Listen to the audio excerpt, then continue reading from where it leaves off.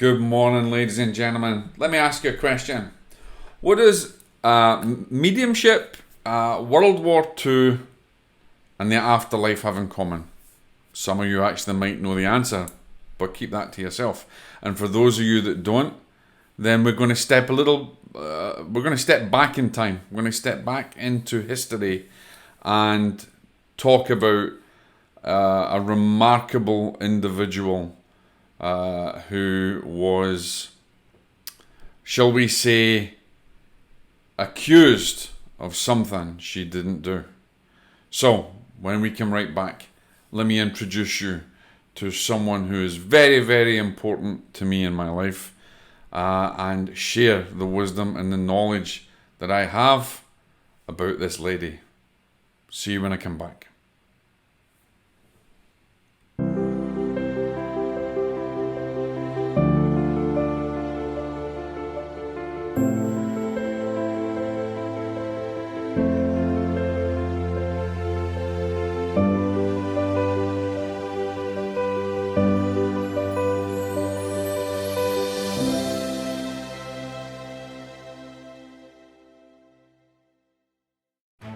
In 1939 to 1945, the world went to war.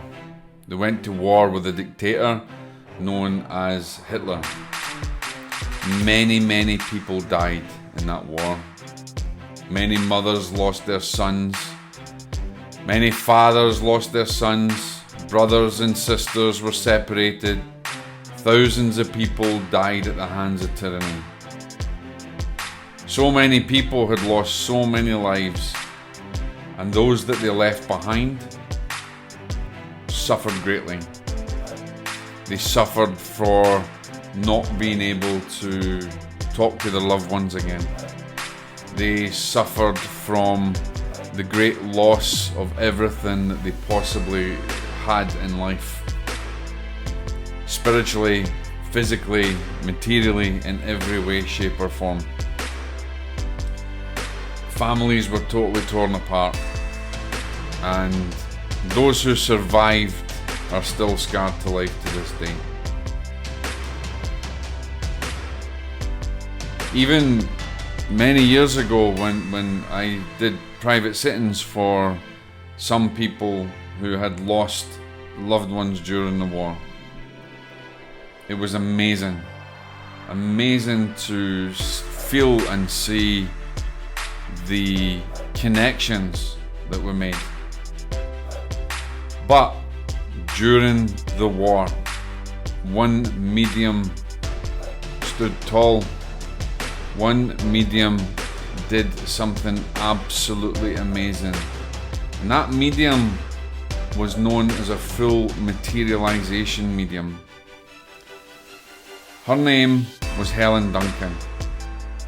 But unfortunately, due to politics, due to fear, not understanding the world and the war is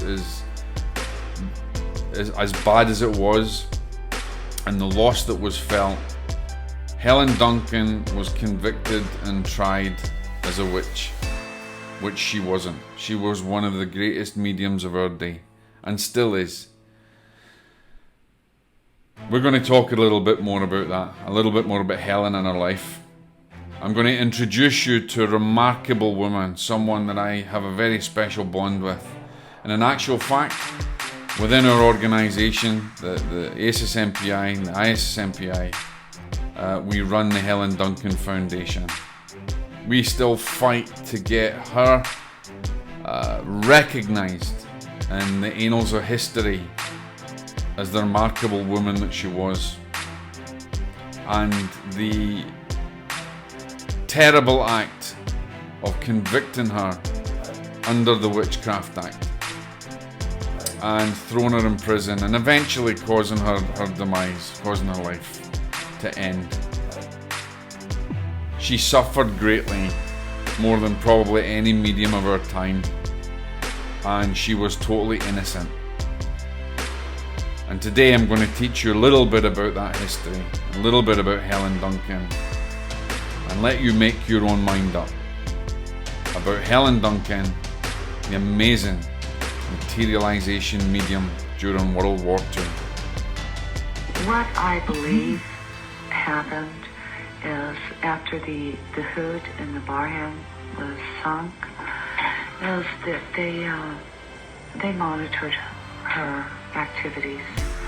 And in 1944, I believe she was framed, that she was set up. I believe there was a conspiracy.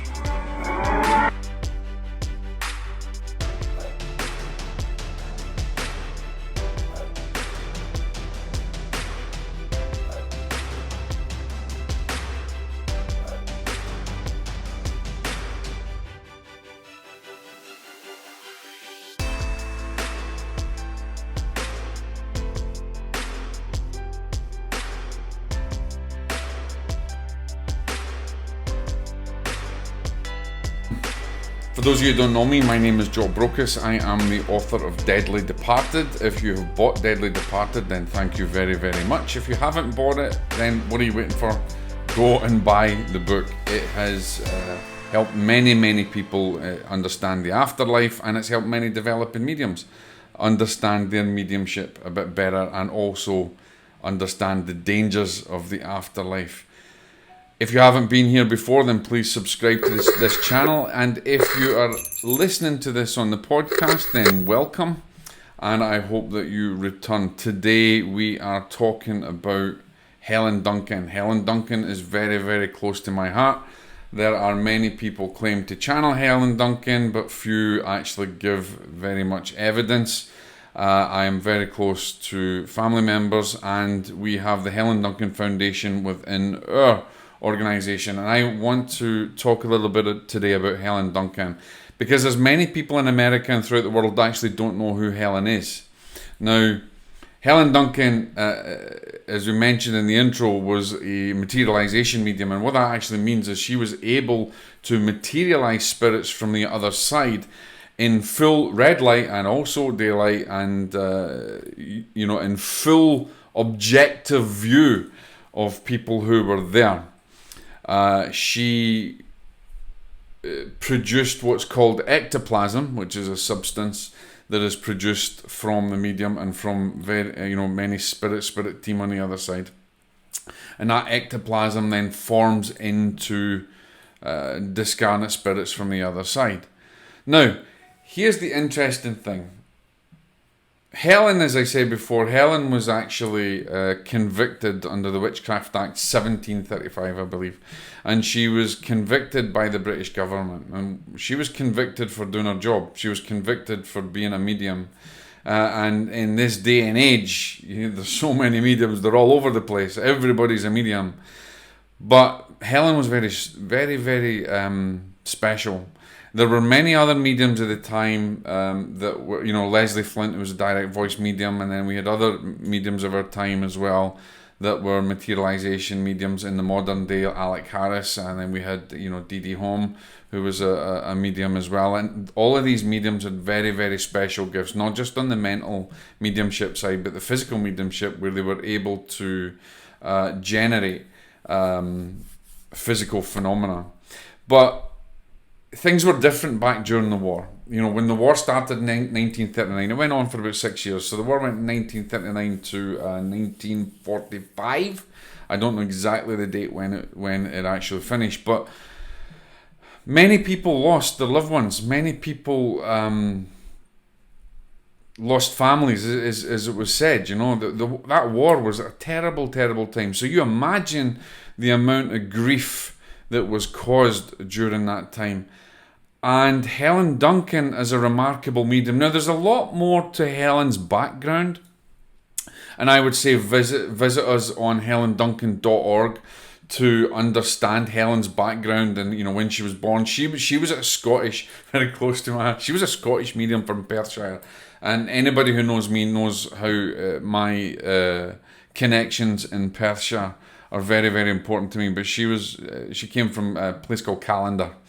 And you would never think, you've been to Callander, you would never think of the amazing history that's actually there, especially from Helen.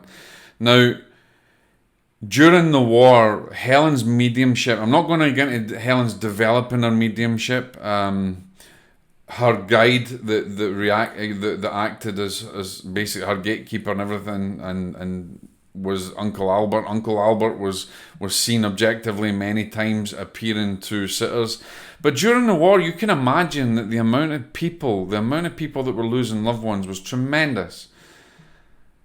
And Helen was able to close that gap. Helen was able to do what many mediums in this day and age can't actually do.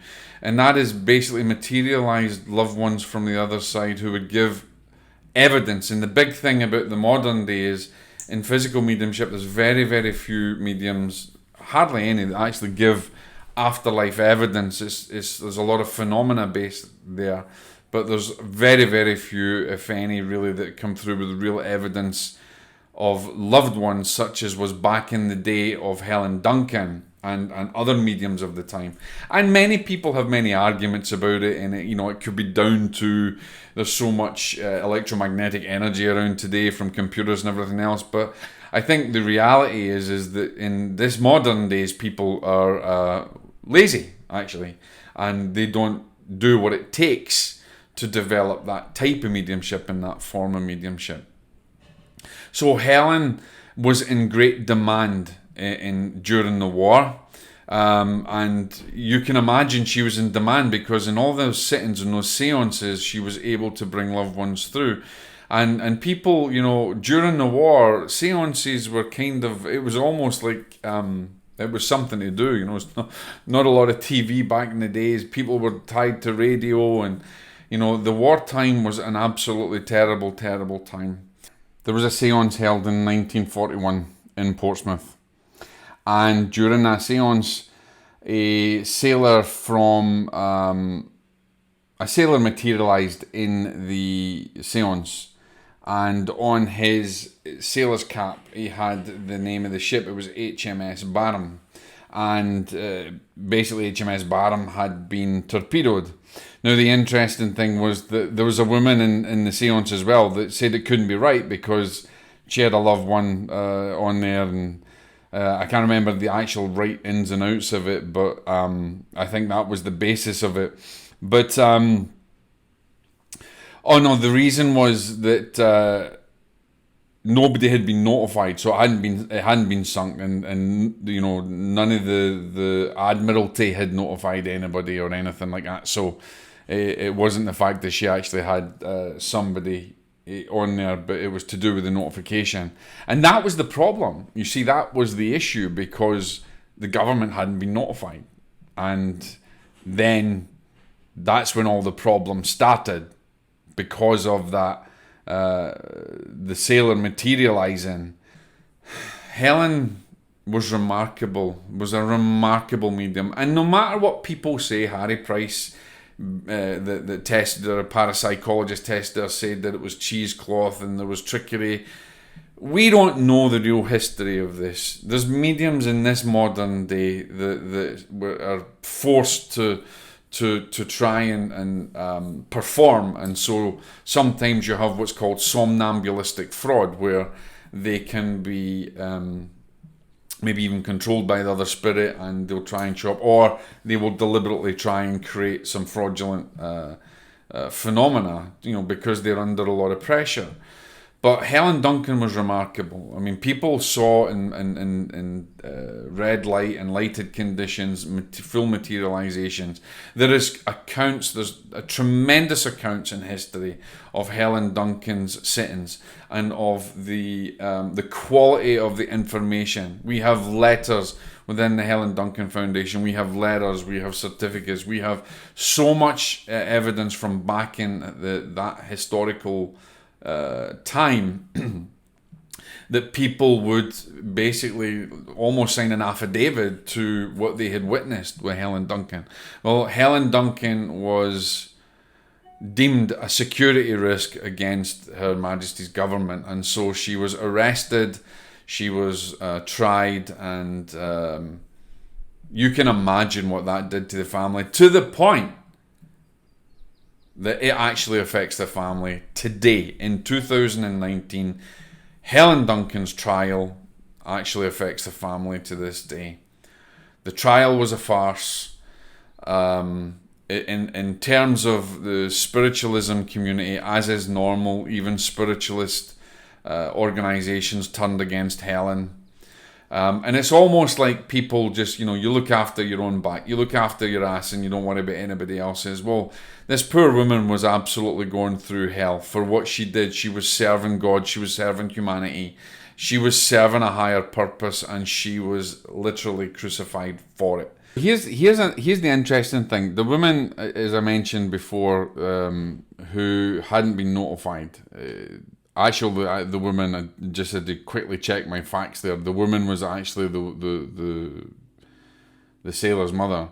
Now, you got to imagine it's like Chinese whispers. Now, things like this can just travel so quickly, and so round about Portsmouth at that time, the rumours were afoot that the HMS Barham had sunk. Now, through the intelligence network at Bletchley Park, they had received information, and they were trying to hide things from the German government, and they didn't actually know that the HMS Barham had sunk and lost so many lives on board.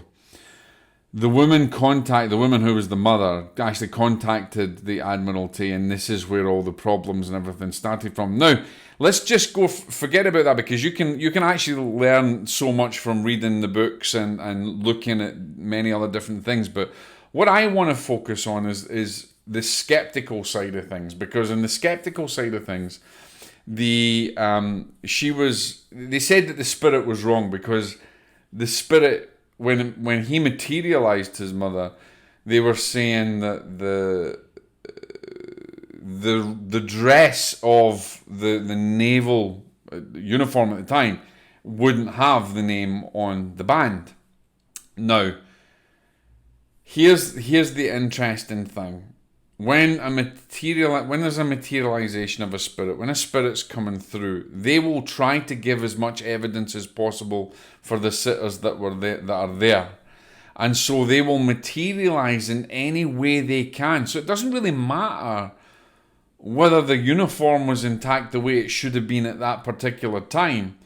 Because if there needed to be some kind of recognition and validation, the spirit would know how to materialize, or the spirit's guide or the helpers there would know how to materialize the spirit and to be able to be recognized by those loved ones that are sitting there, maybe in the seance. And so you have to consider that the very fact that maybe they didn't have the band with a name on it, that was a materialization.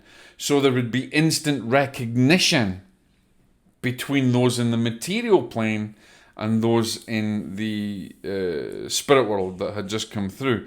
But just imagine, intelligence didn't know what had happened. They didn't think that the HMS Barham had actually been sunk. They thought it had just been damaged. And of course, they wanted to, they actually, it's an intelligence thing. They wanted to let the Germans still fear that their naval ship that was there was still a threat in those waters. But of course, rumours spread really quickly when you have a spirit who materializes to their mother or their loved ones in a seance and gives that information. That's remarkable mediumship, because it's almost like when you do a reading for someone and they say no, they don't understand it. They can't check that information, and then they have to go and get that information validated and verified by a third or a fourth party to confirm it. That's a really scientific, strong way of proving existence of life after death, existence that consciousness, continues on after the death of the physical body. So Helen was a scapegoat. Helen was used and abused, really. She carried on. She carried on doing seances, I think, right up until 1944 or something. Because, as you know, governments don't move that quickly. And they'd be gathering all the information. But eventually she was arrested and she was tried and convicted. And, the dangerous aspect was that Helen Helen was grabbed, and Helen, in a seance, when the police came in, they came in mid-seance, and that's incredibly dangerous. And if you look at some of the information on Helen, she had burns on her torso where the ectoplasm had come straight back into the body. There was foreign objects that was found within the body as well. She suffered a great deal. But the biggest suffering, I think the biggest suffering was the fact that her friends, her people that she served, the people that she worked with, those in the spiritualist community turned against her, and that's natural. You know, this happens in all of life. You know, your loved ones or your friends, they turn against you, and because they don't have the full story, they don't know what the truth is, and so Helen Duncan was martyred for spiritualism, really, and she became an example to mediums all over the world. If you don't know Helen's story, then I suggest that you learn a little bit, because if you're interested in mediumship at all, I'm amazed at how many people don't actually know who Silver Birch is, and don't actually know the great historical heads of mediumship of our time, if you like. Go and check the story out, because it is an amazing story. And as I said, Helen Duncan's very close, is very important to me in my life, and many others. And you want to also be a bit careful if you're saying you're channeling Helen Duncan, because, you know, family members are going to want evidence. And when you're starting to come out with massive claims like that has been in newspapers, you want to be very careful with it, because it's not nice to use her name just to fulfill your own desires, or to push yourself forward because you think you're channeling someone like that. Helen's family suffered and is still suffering, so have a bit of respect for that. And, you know, come and support us on the Helen Duncan Foundation. Learn more about her life and her history. There's so much information. There's so much out there to learn. And even I learn stuff all the time.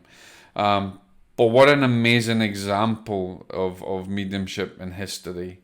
And it's just unfortunate that a woman like that, who had a remarkable gift, was basically crucified and was tortured for her gift.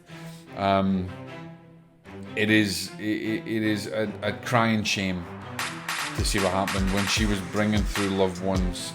And you can imagine that sailor would want to come through and appear to the mother and let, hey, I'm still alive, you know, death doesn't separate us. We continue on after the, you know, yeah, okay, oops, we kind of broke the Official Secrets Act and stuff like that, but that's not Helen's fault, right? It's not Helen's fault, it's not evil, it's not demonic, it's nothing. It wasn't Helen's fault. She shouldn't have been made the scapegoat, and it's taught us a great deal in our mediumship history about this, and that's why I think many seances and many physical mediums and many organisations went underground after that, and they didn't want to come out. It wasn't taken very well after that. Now, Helen may have made some bad choices as well in her life, but she was only human, you know, and like anybody else, you pay for the choices, or you deal with what you choose to do. But the very fact that happened is down in history, and we want Helen's name to be cleared, because she is a remarkable woman who gave herself selflessly and suffered at the hands of man's ignorance. So, ladies and gentlemen, I hope you've enjoyed this little bit of history. I'm sorry that I kind of got that wrong, that the woman was not the sailor's mother. She was. I had to double check on that.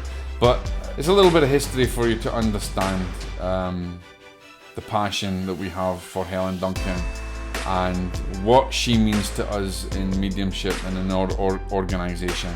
So thank you for listening. If you've got any questions, then please ask more. Ask them below. Make sure you subscribe, or make sure you contact with us, connect with us on our social media. Ask us for any help or any information, and we hope you have a great day, and we will see you soon in the next video. God bless.